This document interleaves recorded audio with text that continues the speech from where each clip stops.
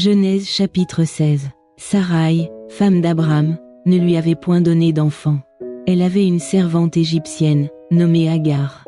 Et Saraï dit à Abram, « Voici, l'Éternel m'a rendu stérile. Viens, je te prie, vers ma servante. Peut-être aurai-je par elle des enfants. » Abram écouta la voix de Saraï.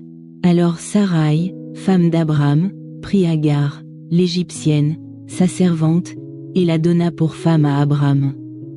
Son mari, après qu'Abram eut habité 10 années dans le pays de Canaan. Il alla vers Agar, et elle devint enceinte. Quand elle se vit enceinte, elle regarda sa maîtresse avec mépris. Et Saraï dit à Abram, « L'outrage qui m'est fait retombe sur toi. J'ai mis ma servante dans ton sein, et, quand elle a vu qu'elle était enceinte, elle m'a regardé avec mépris.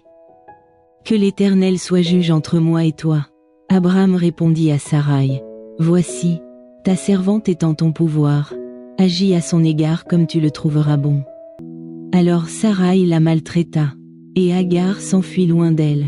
L'ange de l'Éternel la trouva près d'une source d'eau dans le désert, près de la source qui est sur le chemin de Chour.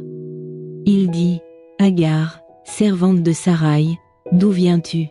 Et où vas-tu » Elle répondit, « Je fuis loin de Saraï, ma maîtresse. » L'ange de l'Éternel lui dit, « Retourne vers ta maîtresse, et humilie-toi sous sa main. » L'ange de l'Éternel lui dit, « Je multiplierai ta postérité, et elle sera si nombreuse qu'on ne pourra la compter. » L'ange de l'Éternel lui dit, « Voici, tu es enceinte, et tu enfanteras un fils, à qui tu donneras le nom d'Ismaël.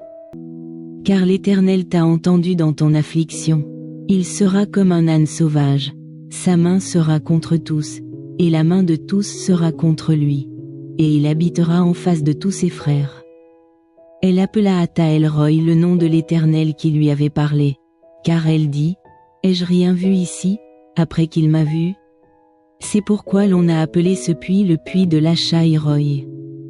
Il est entre Kadès et Berd.